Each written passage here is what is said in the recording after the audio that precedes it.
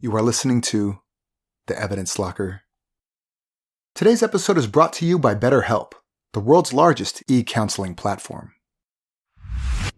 Our cases have been researched using open source and archived materials. It deals with true crimes and real people. Each episode is produced with the utmost respect to the victims, their families, and loved ones.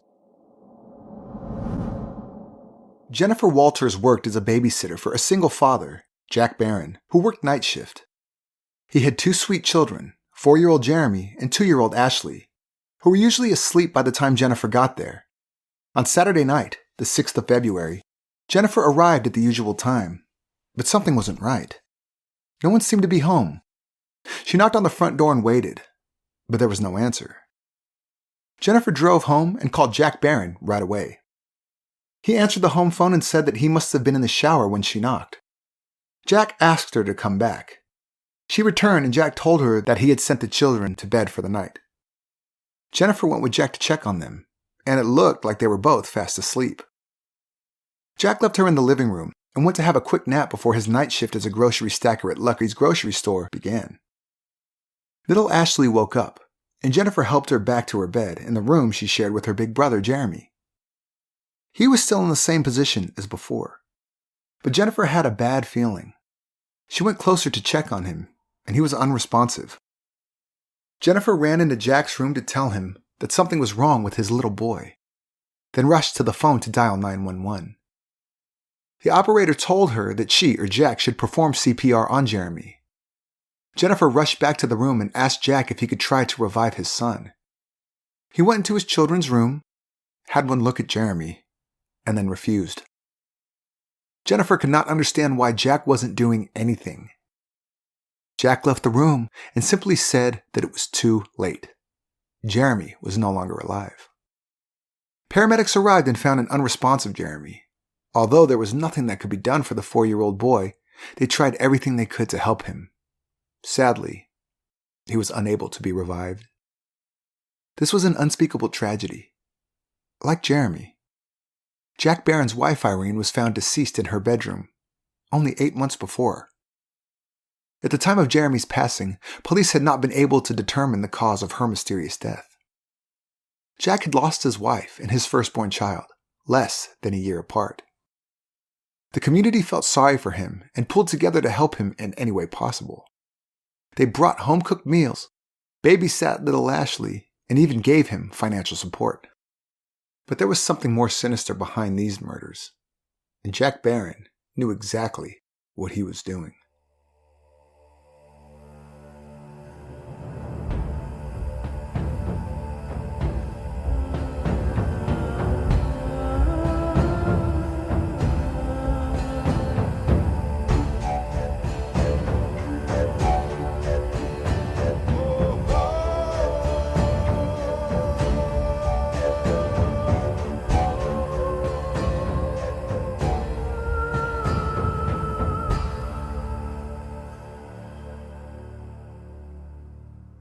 Jack Barron was born in California in 1961 and spent the first years of his life in Orange County. His father, Elmore, was a railway engineer and wasn't at home much. When he was around, he was very strict, and Jack had to watch his step. Jack's mother, Roberta, did everything she could to give Jack a happy home. Mother and son were always close, and growing up, Jack's friends called him a mama's boy. His parents divorced when Jack was 13, and he did not see his father all that often. He was a single child raised by a single mother. Despite Elmore's distant attitude towards Jack, he idolized his father. Roberta decided to leave Orange County for her native Northern California, and they moved to Sacramento. Roberta was a devout Catholic who was very involved in the church. Together with Jack, she attended church as often as she could. Roberta and Jack had a codependent relationship and clung to each other. This caused them to clash at times too. But most of the time, they were very close, as they were the only family each other had. Jack always pined after his father and dreamt of one day following in Elmore's footsteps by working for the railways. Things were tough when they first arrived. Roberta had to rely on welfare for a while, but eventually found a job at a Safeway supermarket. She met Bob Butler at work, and they started seeing each other socially. By the time Jack was 18, the couple was ready to move in together and get married. Jack moved with them to Port Costa, where he completed high school. His first job was in a grocery store, like his mom and stepfather. But he did not want to give up his dream of working for the railways, which he did for a short while before he suffered a knee injury. He was forced to resign in 1986 and claimed disability, before returning to another retail job. He still loved everything related to trains and collected all sorts of train-related paraphernalia. In February 1986, 24-year-old Jack met Irene Paget through a mutual friend. She was 4 years older than he was, but that didn't bother him. They hit it off immediately and started dating. Irene's background was a very different one from Jack's. She was born in Reno, Nevada, to father Jack and mother Norma on the 18th of July, 1957. Her dad worked as a radar specialist in the Air Force. Irene was the fourth and youngest child of the large and loving Paget family. In getting to know Irene's family, Jack experienced the love and kindness of a functional family for the first time. Irene had 2 older brothers, John and Paul, and a sister, Deborah. Because of her father's work in the Air Force, the family moved all over the world. Growing up, the siblings relied on each other, as they barely had time to make friends at a new school before the family had to move again. Irene was a mild-mannered and sweet person who only saw the good in other people. When her father retired from the Air Force, the family eventually settled in Fallbrook, California. Irene was a teenager at the time and enjoyed the pace of the small town, unlike other kids her age who preferred the hustle and bustle of nearby San Diego or Los Angeles. She wasn't interested in academics and preferred spending her time with animals on her family's extensive property. If she could be outdoors, she was happy. Irene was more than just a free and caring spirit. She was also beautiful. In 1974, during her senior year, she won the title of Miss Fallbrook. Irene loved this because it made many young men notice her. She welcomed the attention because all she really wanted for her future was to be a wife and a mother. The year after graduating, she married her high school sweetheart, Keith. But the marriage didn't last. Keith felt he was too young for the commitment of marriage and left her. This was a devastating blow for Irene, who valued a nuclear family above everything else. She took a lot of guilt on herself because the marriage failed. She struggled to get over it and realized she needed a change in her life. So in 1986, she decided to make a fresh start in Sacramento. She was drawn to the city because it wasn't as big as Los Angeles or San Francisco. She convinced her best friend Denise to go with her. She also had a cousin who lived in Sacramento, so she did not feel alone. Soon after arriving, Irene found a job as a receptionist. Then she met Jack Barron. He was younger than her, but she didn't mind. It didn't take long for the relationship to become serious, and after dating for 8 months, they moved in together in Mount Shasta. When Irene's family met Jack, they were surprised. He was not what they had expected. Jack was not the type of guy Irene would usually go for. He was a big guy, quite a bit taller than Irene. Looking at his behavior, it was also evident that he was younger than her. His actions and comments were a bit random, childish even. They could not help but wonder if Irene got together with him, hoping she could mold him into the perfect husband. But if he made her happy, that was all that mattered to them. In the spring of 1988, Irene discovered she was pregnant. Jack proposed, and by July, they were married and settled in Sacramento. In the late 80s and early 90s, Sacramento was expanding at a rapid pace. New residential developments popped up everywhere. Jack and Irene lived in one of the newly developed areas in a modest family home at 7724 South Breeze Drive, south of the city center. On the 8th of January, 1989, their son Jeremy was born, and from the outside in, everything looked picture perfect. But that wasn't the case. From the start, there was tension in the Barron household. Irene's mother recalled friction between Jack's mother Roberta and her new daughter-in-law. Roberta reportedly let herself into the couple's house and rearranged the furniture. Irene made it clear that she was not okay with that, a message that was passed on to Roberta through Jack. Roberta got the message and had to adapt to the fact that there was another woman in her son's life who was more important to him than she was. After Irene passed away, her family found out that she had converted to Catholicism. She never mentioned this to any of her family members. Everyone felt that she did it to stay in Roberta's good books, seeing as she was a devout Catholic. Jack and Irene's second child, a daughter they called Ashley, was born a year after Jeremy. By that time, the family had settled into their home and life in Sacramento. Jack found a job as a shelf stacker at the local supermarket, working night shifts. Irene operated a family daycare from her home. This worked well because she could be with her kids while earning some extra money. As time went by, another side to Jack began to surface. His innate vanity became a problem. He spent more and more time looking at himself in the mirror and made sure he was always extremely clean. He hated perspiration and wiped his forehead with a handkerchief at the first sign of sweat. He was also temperamental and became increasingly controlling of Irene. Her friends were concerned that she had lost a lot of her independence because of Jack. Irene's best friend who had moved to Sacramento with her, Denise, observed how Jack always wanted to be better than other families, competing with the Joneses to the extreme. When Denise and her husband spoke about buying a house, Jack went and bought one. He didn't tell anyone. Even Irene was made to keep quiet about it until it was time to move in. At home, Jack cleaned obsessively. This placed tremendous pressure on Irene with 2 small kids in the house. Jack would even walk behind her as she vacuumed and wiped away the vacuum tracks left on the carpet. He did not like his kids playing outside and getting dirty or wet, and always had a damp cloth in a Ziploc bag whenever they went on family outings. In May 1992, almost 4 years into their marriage, Irene suspected Jack was having an affair with someone at work. He had gone away for a weekend with fellow train enthusiasts, but would not give her the phone number of the hotel where they were staying.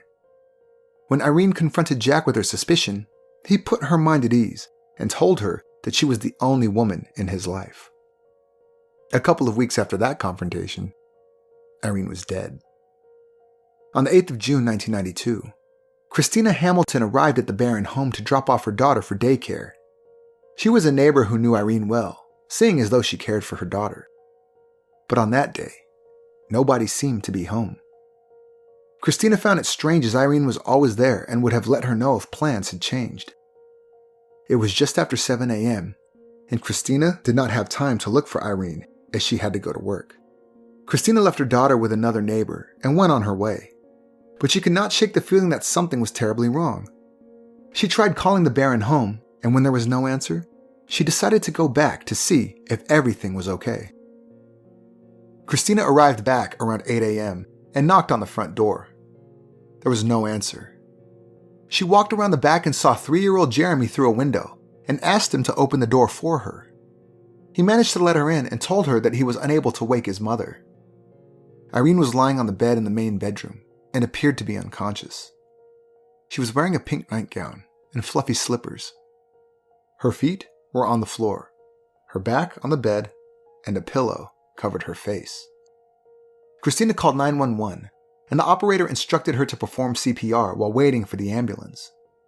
When she returned to the bedroom, she touched Irene for the first time and found her limbs were rigid and cold to the touch. Christina realized that Irene Barron was no longer alive. Paramedics found a deceased 34-year-old Irene in her bedroom. Police arrived soon after and were perplexed when they looked around. Everything appeared to be normal, and there were no signs of forced entry. Remember, the house was locked when Christina arrived earlier. It was not clear if Irene's death was due to natural causes, and police realized they had to cover all bases. Detective Reisdorf requested the pathologist come to the scene. This was unusual, as the normal procedure was for police officers and crime scene investigators to process the scene, and the victim's body was usually taken to the pathologist's lab. But this wasn't a usual case, and investigators felt that the pathologist's opinion would be of great help. The pathologist arrived at the scene shortly after 10 a.m. and studied the position of Irene's body. A pillow above Irene's head had blood on it. On the other pillow covering her face were black smudges. The pathologist felt that it was made by Irene's makeup. The assumption was that she would have cleaned her face before she went to bed, so she must have died before retiring for the night. The pathologist also took Irene's liver temperature and concluded that she passed away sometime between 7:30 p.m. the night before and 7 a.m. when she failed to answer Christina's knock on the front door. We'll take a quick break for a word from our sponsors. Is there something interfering with your happiness or is preventing you from achieving your goals? Although I was in a good place, I felt it would be good for me to take stock and see where I could make changes to make things better. I reached out to BetterHelp. They assessed my needs and matched me with my very own licensed professional therapist. I spoke to Edward through a video call. We chatted for about an hour. He was able to give me practical suggestions in order to help me facilitate a new routine. His advice was easy to follow and very practical, and I'm very glad that we had the conversation, as I feel that it's never too late to be a better me. With BetterHelp, you can start communicating in under 24 hours. It's not a crisis line. It's not self-help. It is professional counseling done securely and privately online. There is a broad range of expertise in BetterHelp's counselor network, which may not be locally available in many areas. What's good about BetterHelp is that the service is available for clients worldwide, whenever you need it. You can log into your account anytime and send a message to your counselor. You'll get timely and thoughtful responses. Plus, you can schedule weekly video or phone sessions so you won't ever have to sit in an uncomfortable waiting room, as with traditional therapy. BetterHelp is committed to facilitating great therapeutic matches, so they make it easy and free to change counselors if needed. It's more affordable than traditional offline counseling, and financial aid is available. BetterHelp wants you to start living a happier life today. Visit their website and read their testimonials that are posted daily, like this one. Jennifer Miller is awesome. She listens to my concerns. She was really supportive, encouraging, and she does her work in a non-judgmental way. I can say she's an amazing human. Visit betterhelp.com/evidence. That's better, H-E-L-P, and join the over 700,000 people taking charge of their mental health with the help of an experienced professional. Evidence Locker listeners can get 10% off their first month at betterhelp.com/evidence. Now, back to today's episode. Jack Barron arrived home after work at 9:30 a.m. and found police tape around his house. There was a buzz of activity with emergency service and police officers coming in and out. When he was told about his wife's death, Jack was distraught. He cried. He wanted to go into the house to see her, but officers would not allow it. Then he asked about Jeremy and Ashley and was told that they were at Christina Hamilton's home just down the road. Police interviewed Jack about the time leading up to Irene's death. He said that he left for work at 11 p.m. When he left, Irene was still awake. Nothing seemed out of place, and she was her usual self. A friend of Irene's told police that in the week leading up to her death, Irene was complaining of severe headaches. In fact, it was so bad, her speech was slurred.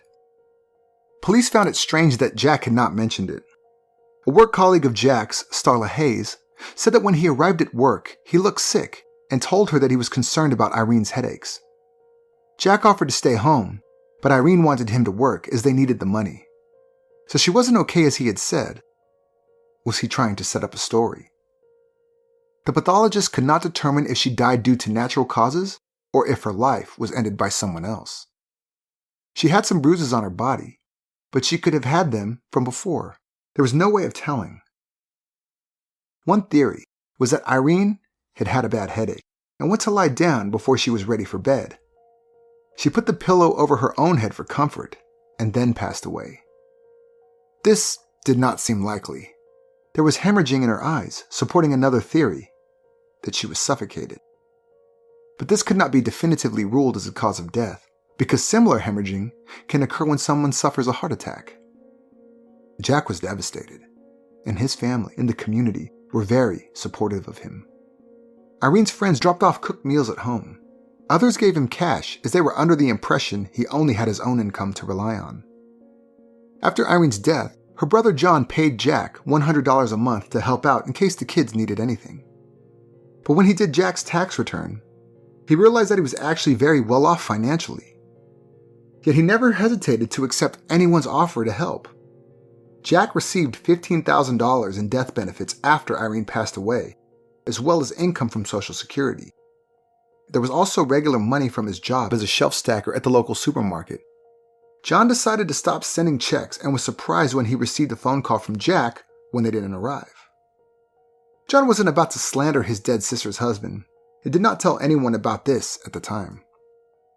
Then, Jack made a decision that shocked everyone in his inner circle. Only a month after Irene's funeral, he announced that Starla Hayes, a female co-worker, was moving into his house. Jack claimed that Starla was having marital problems, and that he only provided her with a place to stay. Jack insisted that they were only friends and that there was nothing romantic going on between them. Starla's kids were 6 and 8, and both Starla and Jack thought it would be a good idea, from a practical point of view, to share responsibilities as they worked at odd hours and could help each other out with babysitting while the other one was at Lucky's. But before long, there was friction in the house. This was mainly between Jack and Starla's kids, as well as his own kids. Starla said that Jack had a violent temper, especially towards Jeremy and Ashley. She recalled one incident when Jeremy cried for his mom. Jack lost it and said, "If you don't shut up, I'll send you to where mommy is." Starla moved out shortly afterwards, but the fact that Jack was opening his home to another woman so soon after Irene's death was enough to make family and friends wonder if he could have had anything to do with Irene's mysterious death. Trying to cope with life as a single working dad, Jack Barron hired Jennifer Walker to look after the kids when he went to work. Things were just about to normalize around the Barron house. That is, until little Jeremy's death. That was eerily similar to his mother's death 8 months prior. Investigators attending the scene of 4-year-old Jeremy Barron's death in his Sacramento home could not find any apparent explanations as to how he had died. He was in his bed, and it looked like he had mysteriously passed away in his sleep. Jeremy's autopsy revealed a red mark on his face, as well as multiple hemorrhages. Other than that, he had no further injuries. It took the coroner more than 6 months to make a ruling. Jeremy's cause of death was declared to be undetermined. His mother, Irene's death, was also still shrouded in mystery, and the coroner believed that there was something in the house that had caused the deaths of both mother and son. Investigators questioned Jack Barron. They asked if there was anything out of the ordinary on the evening of Jeremy's passing. Jack said that his son was suffering from a cold, and that he had given him cough syrup. Was it possible that the medicine had somehow caused Jeremy's death? Perhaps Irene Barron had also taken it before she died. Extensive tests were run, not only on the cough syrup but on all medication found in the household. The test came back clean. It contained nothing that could have caused the unexplained deaths of mother and son. Investigators wondered if the incidents were linked to genetics. Irene's family volunteered to have genetic testing done, but no abnormalities were detected. After Jeremy's funeral, family and friends rallied around Jack once more, supporting him in any which way they could.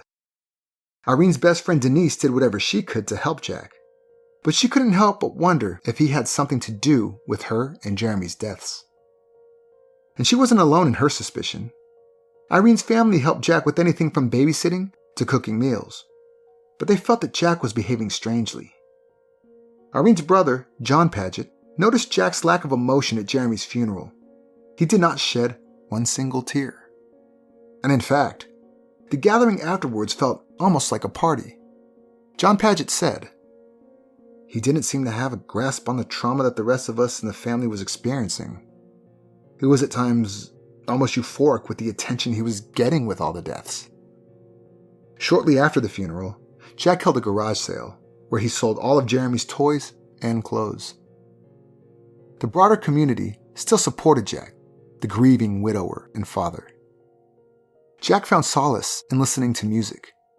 He was a massive fan of country singer Wynonna Judd. When the president of her fan club heard about Jack's tragic life, he told her about it.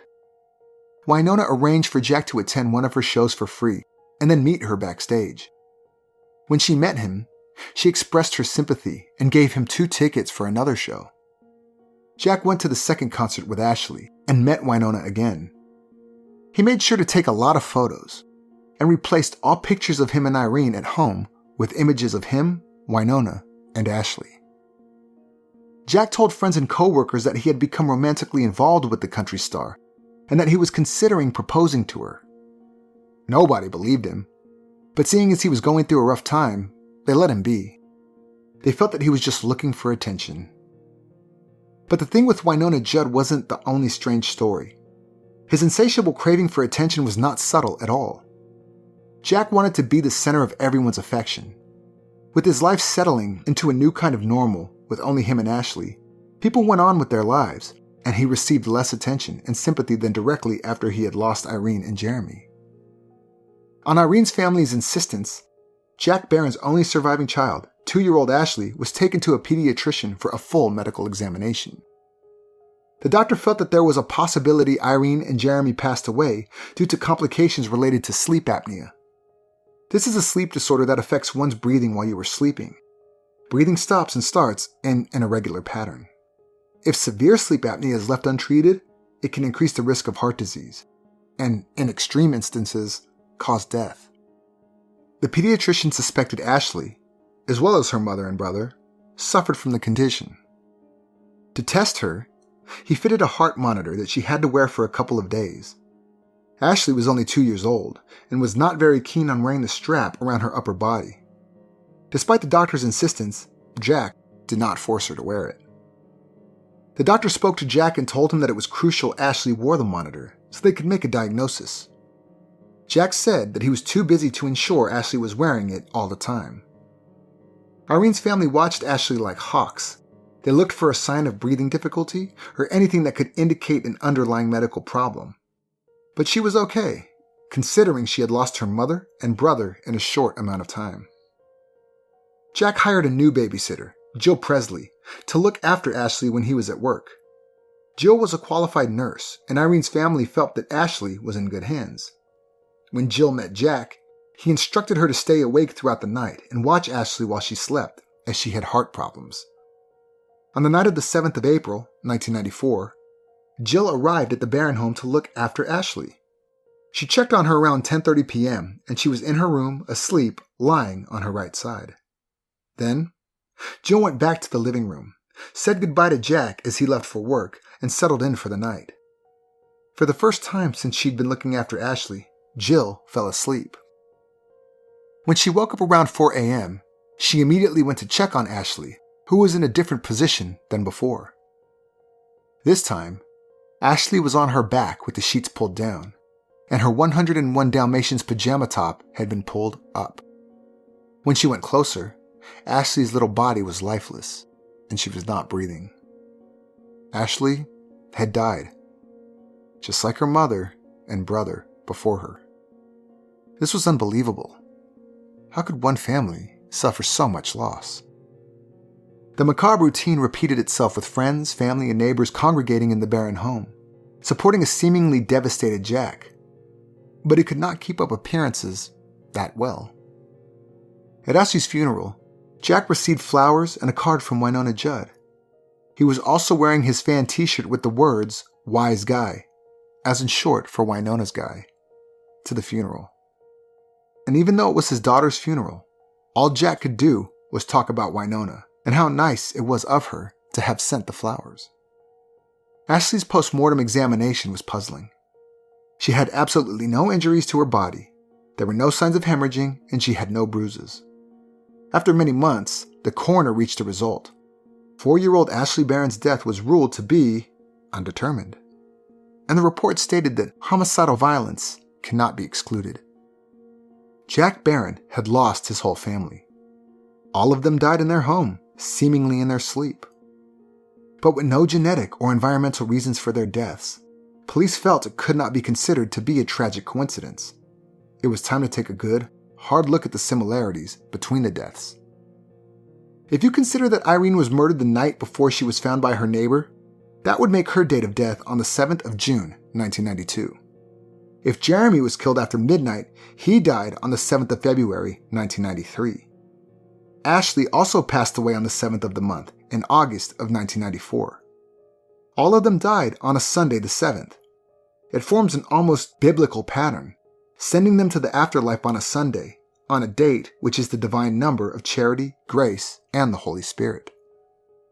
However, since the causes of death could not be determined, as well as a lack of physical evidence, law enforcement did not push the investigation any further.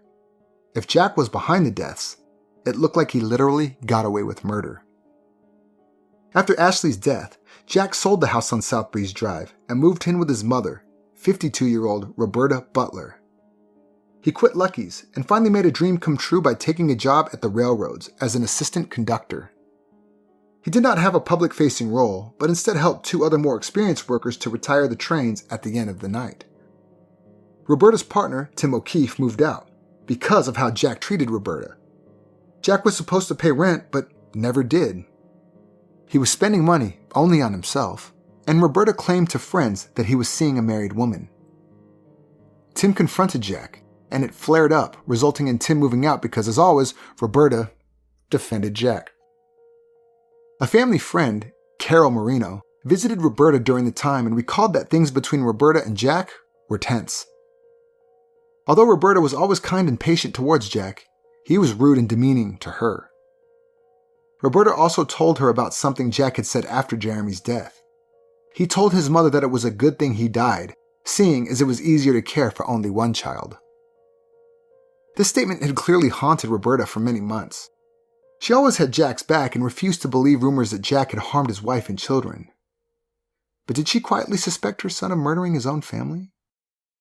There is a record of her calling police 4 months after Ashley's death, on the 6th of November, 1994, to ask if they had any idea what had caused her granddaughter's death. They didn't. On the day Carol Marino left Benicia, Roberta said that she was going to confront Jack about his behavior and ask him to find his own place. This was the last time that Carol would see Roberta alive. And only a short 2 days later, Jack discovered his mother's body inside her home. She was in her bedroom on her waterbed, lying face up with her feet still on the floor. Many documents were strewn about the room. The position in which she was found was eerily similar to the position in which Irene was found 3 years earlier. Jack called 911, and when first responders arrived, they determined that Roberta had been dead for quite a while because rigor mortis had already set in. When questioned, Jack said the last time he spoke to her was 10 p.m. the previous night, over the phone.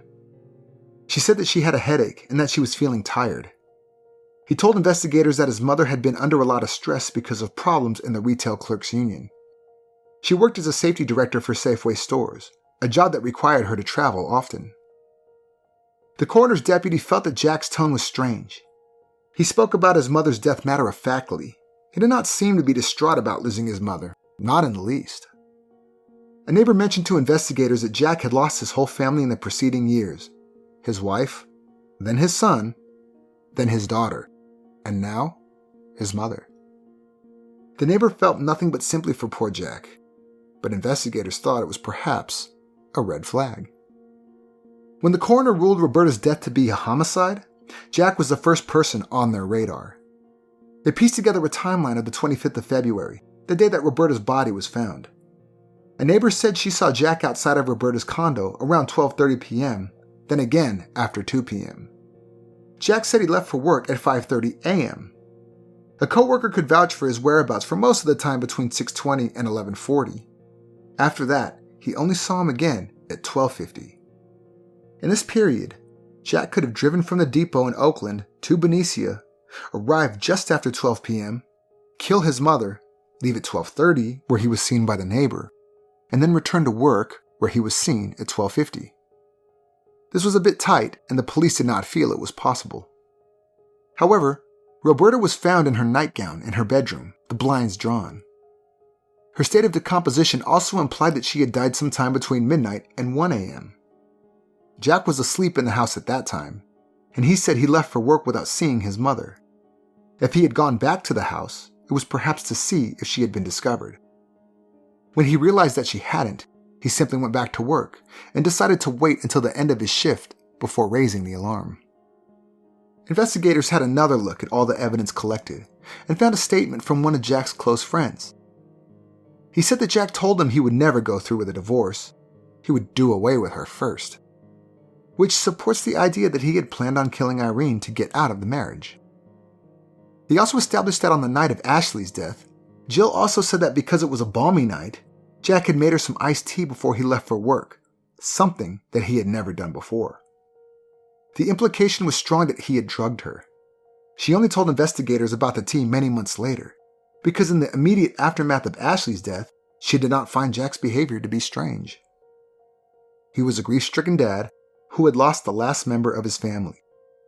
She did not even want to imagine that he could have caused it. Besides, she was guilt-ridden for falling asleep and felt responsible for Ashley's death.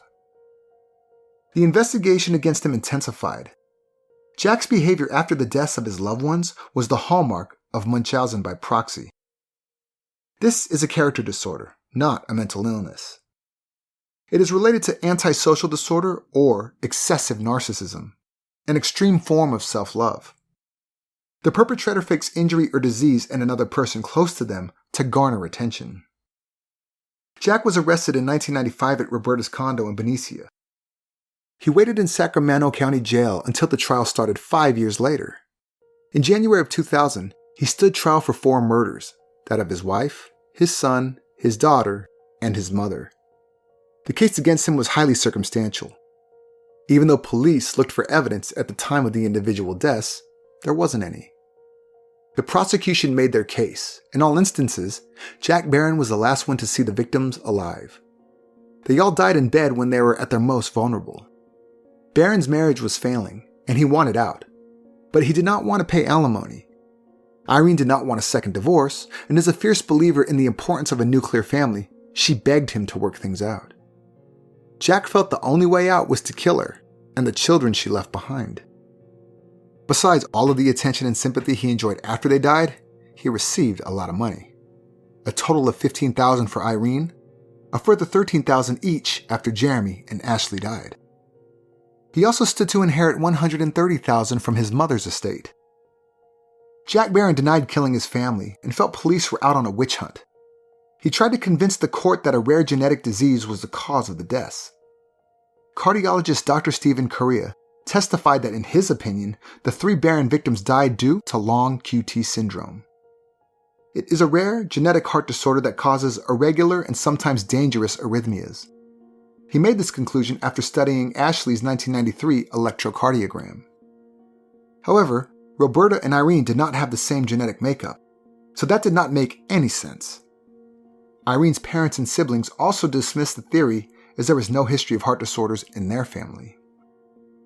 Jack professed his innocence and insisted they were a happy family and that he was devastated after losing them all. Irene's own words put him in his place. A letter was found after she died, addressed to Jack, that gave insight into their challenging marriage.